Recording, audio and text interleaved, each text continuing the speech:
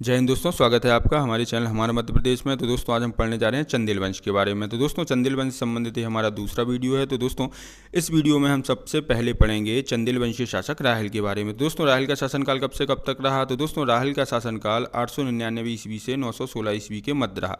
तो आइए दोस्तों बात करें राहिल की। तो दोस्तों राहिल किसका पुत्र और किसका उत्तराधिकारी था? तो दोस्तों राहिल जो है वह विजय शक्ति का पुत्र और उसका उत्तराधिकारी था। अर्थात दोस्तों विजय शक्ति के पश्चात अगला चंदेल वंशीय शासक कौन हुआ? तो कौन हुआ दोस्तों? राहिल था। ठीक है, इसके पश्चात हमें दोस्तों याद रखना है कि राहिल जो है वह इस वंश का प्रथम शक्तिशाली युवा योग्य शासक था। ठीक है, चलिए इसके पश्चात हम बात करें दोस्तों कि यशोवर्मन का एक अभिलेख है जिसे हम लक्ष्मण मंदिर अभिलेख या खजुराहो अभिलेख के नाम से जानते हैं।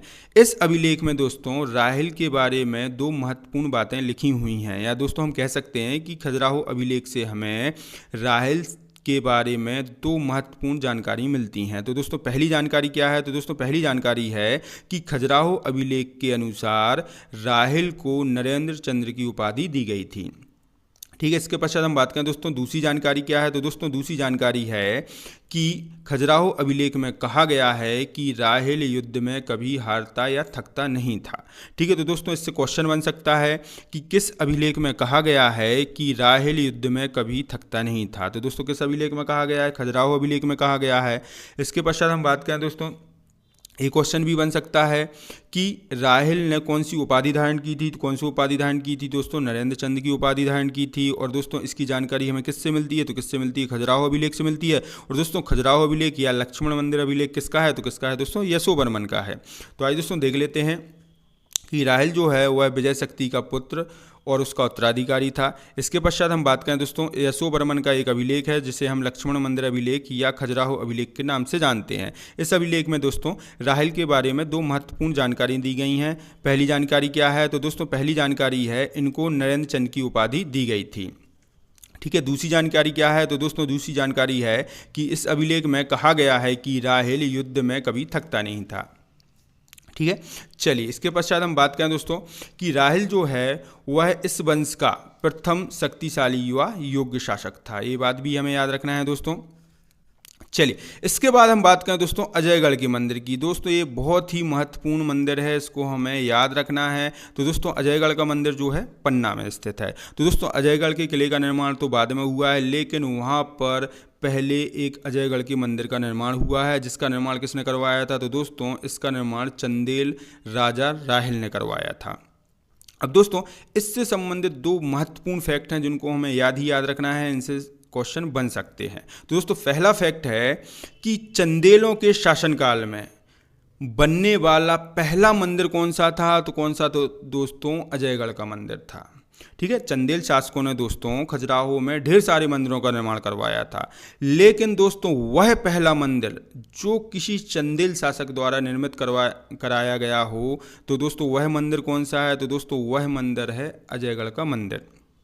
ठीक है, पहला फैक्ट हो गया हमारा, या पहली बात हो गई। तो दोस्तों इसके पश्चात हम दूसरे फैक्ट की बात करें तो दोस्तों दूसरा फैक्ट है कि किस मंदिर को खजुराहो के मंदिरों की जननी कहा जाता है? तो दोस्तों किस मंदिर को कहा जाता है? तो दोस्तों अजयगढ़ के मंदिर को जो है खजुराहो के मंदिरों की जननी कहा जाता है। क्यों? क्योंकि दोस्तों इस वंश के अर्थात चंदेल वंश के किसी शासक द्वारा निर्मित किया गया पहला मंदिर कौन था? तो कौन था दोस्तों? अजयगढ़ का मंदिर था। इसलिए दोस्तों अजयगढ़ के मंदिर को खजुराहो के मंदिरों की जननी कहा जाता है। क्यों? क्योंकि दोस्तों चंदेल शासकों ने खजुराहो में ढेर सारे मंदिरों का निर्माण करवाया है। तो आइए दोस्तों देख लेते हैं कि अजयगढ़ का जो मंदिर है इसका निर्माण किसने करवाया? तो किसने करवाया दोस्तों? चंदेल राजा राहिल ने करवाया। यहाँ पर हमने लिख भी दिया है दोस्तों कि चंदेलों के शासनकाल में बनने वाला पहला मंदिर अजयगढ़ का मंदिर है। ठीक, चलिए इसके पश्चात हम बात करें दोस्तों कि इसी अजयगढ़ के मंदिर को खजुराहो के मंदिरों की जननी कहते हैं। ठीक, चलिए इसके पश्चात हम बात करें दोस्तों कि राहिल ने एक सूर्य मंदिर का निर्माण रहलिया में करवाया था। तो दोस्तों यहाँ पर हम कह सकते हैं कि राहिल ने जो है महोबा छतरपुर मार्ग पर इस मंदिर का निर्माण पंचायतन शैली पर करवाया था। तो दोस्तों इससे भी दो क्वेश्चन बनते हैं कि सूर्य मंदिर का निर्माण किसने करवाया? तो किसने करवाया दोस्तों? राहिल ने करवाया।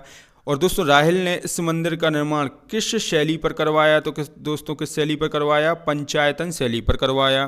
ठीक, और कहाँ पर करवाया, तो दोस्तों महोबा छतरपुर मार्ग पर रहलिया में करवाया है। ठीक, चलिए इसके पश्चात हम बात करें दोस्तों कि राहिल सागर नामक झील का निर्माण राहिल ने कहाँ पर करवाया, तो कहाँ पर करवाया दोस्तों, महोबा में करवाया। यहाँ पर हमने लिख भी दिया है कि राहिल ने इस झील का निर्माण महोबा में करवाया था। ठीक, इसके पश्चात हम बात करें दोस्तों रसिन नगर, तो दोस्तों रसिन नगर राहिल ने कहाँ पर बसाया था, तो दोस्तों रसिन नगर राहिल ने उत्तर प्रदेश के बांदा जिले में बसाया था। यहाँ पर हमने लिख दिया है कि राहिल ने यह अर्थात रसिन नगर जो है उत्तर प्रदेश के बांदा जिले में बसाया था। ठीक है, चलिए इसके पश्चात हम बात करें दोस्तों कि राहिल की रानी का नाम क्या था, तो दोस्तों राहिल की रानी का नाम राजमती था। और दोस्तों इस बात की पुष्टि हमें किससे होती है, तो दोस्तों इस बात की पुष्टि हमें परमल रासो नामक ग्रंथ से होती है। ठीक है, और दोस्तों ये परमल रासो नामक ग्रंथ किसका है, तो दोस्तों ये परमल रासो नामक ग्रंथ जगनिक का है। ठीक, इसके पश्चात हम बात करें दोस्तों कि परमल रासो को एक और अन्य नाम से भी जाना जाता है, तो दोस्तों परमल रासो नामक ग्रंथ को आला खंड के नाम से भी जाना जाता है। तो आइए दोस्तों देख लेते हैं कि राहिल की रानी का नाम क्या था, तो दोस्तों राहिल की रानी का नाम था राजमती। और दोस्तों इस बात की पुष्टि हमें किस ग्रंथ से होती है, तो दोस्तों इस बात की पुष्टि हमें परमल रासो नामक ग्रंथ से होती है। और दोस्तों परमल रासो नामक ग्रंथ की रचना किसने की है, तो दोस्तों किसने की है, जगनिक ने की है। और दोस्तों परमल रासो नामक ग्रंथ को और किस नाम से जाना जाता है, तो दोस्तों किस नाम से जाना जाता है, दोस्तों आला खंड के नाम से जाना जाता है। ठीक है, चलिए इसके बाद हम बात करें दोस्तों राहिल का उत्तराधिकारी कौन था, तो दोस्तों कौन था, हर्ष था। अर्थात दोस्तों राहिल के पश्चात चंदेल वंश का अगला शासक कौन होगा, तो कौन होगा दोस्तों, हर्ष। तो दोस्तों हर्ष का शासनकाल कब से कब तक था, तो दोस्तों हर्ष का शासनकाल था 916 ईस्वी से 925 ईस्वी के मध्य। तो आइए दोस्तों बात करें हर्ष की। तो दोस्तों हर्ष जो था वह किसका पुत्र और किसका उत्तराधिकारी था, तो दोस्तों हर्ष राहिल का पुत्र तथा उसका उत्तराधिकारी था। इसके बाद हम बात करें दोस्तों हर्ष जो था वह भी एक शक्तिशाली चंदेल वंशीय शासक था। इसके पश्चात हम बात करें दोस्तों कि खजुराहो अभिलेख में हर्ष को क्या कहा गया है, तो दोस्तों खजुराहो अभिलेख में हर्ष को परम भट्टारक कहा गया है। तो आइए दोस्तों देख लेते हैं कि राहिल का पुत्र तथा उसका उत्तराधिकारी कौन था, तो कौन था दोस्तों, हर्ष था। इसके पश्चात हम बात करें दोस्तों कि हर्ष जो है यह भी एक शक्तिशाली शासक था। इसके पश्चात हम बात करें दोस्तों कि खजुराहो अभिलेख में से क्या कहा गया है, तो दोस्तों खजुराहो अभिलेख में हर्ष को परम भट्टारक कहा गया है। ठीक है, चलिए इसके बाद हम थोड़ा सा यहाँ मैप के माध्यम से दोस्तों कुछ चीज़ों को समझने की कोशिश करेंगे। क्योंकि दोस्तों ये चीज़ें समझना बहुत महत्वपूर्ण है। क्योंकि इनसे संबंधित एक फैक्ट आगे निकल कर आएगा जिसको हमें समझने के लिए पहले मैप के माध्यम से कुछ चीज़ों को समझना आवश्यक है। तो आइए दोस्तों देख लेते हैं। तो दोस्तों सबसे पहले हम बात करें कि यहाँ पर है हमारा बुंदेलखंड में चंदेल वंश। तो दोस्तों सबसे पहले तो हमें यह बात जानना आवश्यक है कि बुंदेलखंड के चंदेल वंश के समकालीन इसके आसपास कौन कौन से वंश थे। तो दोस्तों बुंदेलखंड के चंदेल वंश के समकालीन इसके आसपास यहाँ पर हम देखें एक राज्य है चेदी राज्य। तो दोस्तों चेदी राज्य में कौन सा वंश है, इसके समकालीन कलचुरी वंश है। ऐसे ही दोस्तों हम मालवा में बात करें, दोस्तों मालवा में इसके समकालीन कौन सा वंश है, तो कौन सा वंश है दोस्तों, परमार वंश है। ठीक है, ऐसे ही दोस्तों चंदेल वंश के समकालीन इसके दक्षिण में देखें तो दोस्तों इसके दक्षिण में कौन सा वंश है, तो दोस्तों कौन सा वंश है, राष्ट्रकूट वंश है। ठीक है, इसके पश्चात हम दोस्तों चंदेल वंश के उत्तर में देखें तो दोस्तों इसके उत्तर में इसके समकालीन कौन सा वंश है, तो दोस्तों कौन सा वंश है, प्रतिहार वंश है। ठीक है, पहली बात हो गई। दूसरी बात की बात करें दोस्तों तो यहाँ पर दोस्तों दूसरी महत्वपूर्ण बात है जिसकी जानकारी हमें होना चाहिए कि चंदेल वंश के प्रारंभिक शासक किसके सामंत थे, तो किसके सामंत थे दोस्तों, प्रतिहारों के सामंत थे। सामंत से तात्पर्य है दोस्तों हमारा अधीनस्थ शासक थे। अर्थात दोस्तों चंदेल वंश के प्रारंभिक शासक जो थे वे प्रतिहारों के अधीनस्थ शासक थे। ठीक है, इसके बाद हमें याद रखना है दोस्तों कि जो मालवा के परमार वंश के प्रारंभिक शासक थे वे किसके सामंत थे, तो दोस्तों मालवा के परमार वंश के प्रारंभिक शासक राष्ट्रकूट वंश के सामंत थे। अर्थात राष्ट्रकूटों के अधीनस्थ शासक थे। अब दोस्तों यहाँ पर एक बात और समझते हैं कि यदि चंदेल वंश इसका सामंत है, तो यदि चंदेल वंश के किसी शासक को समस्या आएगी तो वो किसके पास जाएगा, तो किसके पास जाएगा, प्रतिहार वंश के पास जाएगा। और प्रतिहार वंश के किसी शासक के पास कोई समस्या आएगी तो वो किसके पास जाएगा, तो किसके पास जाएगा दोस्तों, चंदेलों के पास जाएगा। ठीक ऐसे ही दोस्तों परमार वंश के किसी शासक को कोई कूटेगा पीटेगा या उसको कोई समस्या आएगी तो वो किसके पास जाएगा, तो किसके पास जाएगा दोस्तों, राष्ट्रकूटों के पास जाएगा। ऐसे ही दोस्तों राष्ट्रकूटों को कोई समस्या आएगी तो वो किसके पास जाएगा मदद के लिए, तो दोस्तों परमार वंश के पास मदद के लिए जाएगा। ठीक है, ये समझ लिया, क्योंकि दोस्तों ये जो जानकारी है हमें आगे काम में आने वाली है। तो आइए दोस्तों देख लेते हैं कि हर्ष ने जो है प्रतिहार शासक महीपाल, जिसको क्षितिपाल के नाम से भी जाना जाता है, उसको हर्ष ने पुनः कन्नौज की गद्दी पर बैठाया था। ठीक, तो दोस्तों इसी फैक्ट को समझने के लिए ये सब हम जानकारियां इकट्ठा कर रहे हैं। तो दोस्तों वह जानकारी क्या है, तो दोस्तों वह जानकारी है कि हर्ष ने प्रतिहार शासक महीपाल, जिसको क्षितिपाल के नाम से भी जाना जाता है, को पुनः कन्नौज की गद्दी पर बैठाया था। ठीक, इसके पश्चात हमने यहाँ पर लिख भी दिया है दोस्तों कि चंदेल शासक किसके सामंत थे, तो दोस्तों चंदेल शासक प्रतिहारों के सामंत थे। अर्थात दोस्तों चंदेल वंश के प्रारंभिक शासक प्रतिहारों के सामंत थे या फिर प्रतिहारों के अधीनस्थ थे।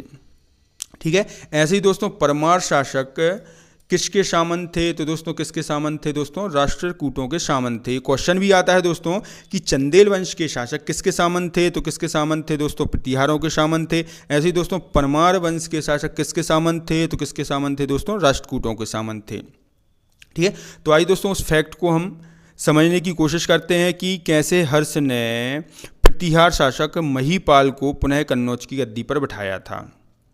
तो दोस्तों यहाँ हमें बड़े अच्छे से पता है कि कन्नौज में एक वंश है, वो वंश कौन सा है हमारा, प्रतिहार वंश। ऐसे ही दोस्तों मालवा में परमार वंश है, ऐसे ही दोस्तों बुंदेलखंड में चंदेल वंश है, और ऐसे ही दोस्तों दक्षिण में राष्ट्रकूट वंश है। ठीक है, दूसरी बात है दोस्तों हमें बड़े अच्छे से पता है कि जो चंदेल वंश के शासक हैं वो किसके सामंत हैं यहाँ पर, तो किसके सामंत हैं, प्रतिहार वंश के सामंत हैं। ऐसे ही दोस्तों मालवा का जो परमार वंश है उसके शासक किसके सामंत हैं इस समय, तो किसके सामंत हैं दोस्तों, राष्ट्रकूटों के सामंत हैं। तो दोस्तों क्या होता है कि महीपाल जब आक्रमण करता है परमार वंश के शासक बैरी सिंह द्वितीय पर, तो दोस्तों बैरी सिंह द्वितीय उज्जैन से भाग जाता है और कहाँ पर पहुँच जाता है, धार पहुँच जाता है। ठीक, तो दोस्तों महीपाल ने आक्रमण किया बैरी सिंह द्वितीय पर, तो दोस्तों बैरी सिंह द्वितीय उज्जैन से भागा और कहाँ पहुँच गया, धार पहुँच गया। अब धार पहुँचने के पश्चात दोस्तों इसने किससे मदद मांगी होगी, तो दोस्तों धार पहुँचने के बाद इसने मदद मांगी राष्ट्रकूट वंश के शासक इंद्र तृतीय से। तो दोस्तों जब इंद्र तृतीय को यह बात पता चली कि प्रतिहार वंश के महीपाल ने जो है मालवा पर आक्रमण कर दिया, अर्थात मेरे सामंत पर आक्रमण कर दिया, बैरी सिंह द्वितीय पर आक्रमण कर दिया, इसकी इतनी हिम्मत कहाँ से कैसे हो गई, इसकी ये मजाल। तो दोस्तों यहाँ पर इंद्र तृतीय ने क्या किया, तो दोस्तों इंद्र तृतीय ने यहाँ पर कन्नौज पर आक्रमण कर दिया, अर्थात महीपाल पर आक्रमण कर दिया। तो दोस्तों जब इसने महीपाल पर आक्रमण किया तो महीपाल भाग खड़ा हुआ और किसके पास पहुँचा, तो किसके पास पहुँचा दोस्तों, हर्ष के पास पहुँचता, हर्ष के पास पहुँचा। अब दोस्तों ये जब हर्ष के पास पहुंचा तो हर्ष ने क्या किया, तो दोस्तों हर्ष ने क्या किया, यहाँ पर इसने कन्नौज जाकर इंद्र तृतीय पर आक्रमण कर दिया। तो इंद्र तृतीय भाग खड़ा हुआ। तो दोस्तों जब इंद्र तृतीय कन्नौज से भाग गया तो वहाँ पर हर्ष ने महीपाल को पुनः कन्नौज की गद्दी पर बिठाया। ठीक है दोस्तों, तो ये आ गया समझ में कि महीपाल ने पहले बैरी सिंह द्वितीय पर आक्रमण किया तो बैरी सिंह द्वितीय भागकर धार पहुंच गया। धार जाने के पश्चात उसने सहायता मांगी इंद्र तृतीय से। तो इंद्र तृतीय ने क्या किया, महीपाल पर आक्रमण कर दिया। जब उसने महीपाल पर आक्रमण किया तो महीपाल भी अपने राज्य को छोड़कर भागा और उसने किससे सहायता मांगी, तो किससे सहायता मांगी दोस्तों, हर्ष से सहायता मांगी। तो दोस्तों हर्ष ने क्या किया, तो दोस्तों हर्ष ने कन्नौज पहुँचकर राष्ट्रकूट वंश के शासक इंद्र तृतीय को धोया। तो दोस्तों वो भी कन्नौज से भाग खड़ा हुआ, अर्थात दोस्तों यहाँ पर अब कन्नौज में किसका शासन हो गया, तो एक प्रकार से हर्ष का शासन हो गया। तो दोस्तों हर्ष ने क्या किया, तो दोस्तों हर्ष ने जो है महीपाल को पुनः कन्नौज की गद्दी पर बैठाया। ठीक है दोस्तों, इस आ गया समझ में। और दोस्तों ये बात भी याद रखना आप लोग हमेशा कि प्रतिहार वंश के शासक और राष्ट्रकूट वंश के शासक एक दूसरे के जानी दुश्मन थे, अर्थात कट्टर दुश्मनी थी इनके बीच में। ठीक है दोस्तों, वो दुश्मनी भी आगे के वीडियो में हम समझेंगे किस चीज़ को लेकर इन दोनों के बीच में कट्टरता थी या फिर कट्टर दुश्मनी थी, एक दूसरे के कट्टर शत्रु थे। ठीक, तो पहले तो अपन को जो फैक्ट समझना है वो समझ लिया है यहाँ पर हमने। अब आगे थोड़ा सा बात करते हैं कि हर्ष ने अपनी पुत्री का विवाह किस कलचुरी शासक से किया था। तो दोस्तों हर्ष ने अपनी पुत्री का विवाह है कलचुरी शासक कोकल प्रथम के साथ किया था। ठीक, इसके पश्चात हम बात करें दोस्तों कि हर्ष ने स्वयं अपना विवाह किसके साथ किया था। तो दोस्तों हर्ष ने स्वयं अपना विवाह चौहान वंश की कन्या कंचुका देवी से किया था। ठीक, अपनी पुत्री का विवाह कर दिया कलचुरी शासक कोकल प्रथम से और स्वयं अपना विवाह कराया था किससे, चौहान वंश की कन्या कंचुका देवी से। ठीक, इसके पश्चात हम बात करें दोस्तों हर्ष का पुत्र कौन था। तो दोस्तों हर्ष का पुत्र यशोवर्मन था जो कि उसका उत्तराधिकारी बना। तो आइए दोस्तों देख लेते हैं कि हर्ष ने अपनी पुत्री का विवाह कलचुरी शासक कोकल प्रथम से किया था। इसके पश्चात हम बात करें दोस्तों कि हर्ष ने स्वयं अपना विवाह चौहान वंश की कन्या कंचुका देवी के साथ किया था। इसके पश्चात हम बात करें दोस्तों हर्ष का पुत्र और उसका उत्तराधिकारी कौन हुआ। तो कौन हुआ दोस्तों, यशोवर्मन हुआ, या फिर हर्ष का पुत्र और उसका उत्तराधिकारी यशोवर्मन था, जिसको जो है हम नेक्स्ट वीडियो में पढ़ने वाले हैं। तो दोस्तों यदि आपको हमारे पढ़ाने का तरीका अच्छा लगता है तो हमारे चैनल को सब्सक्राइब करें और हमारे वीडियो पर लाइक और कमेंट करना ना भूलें।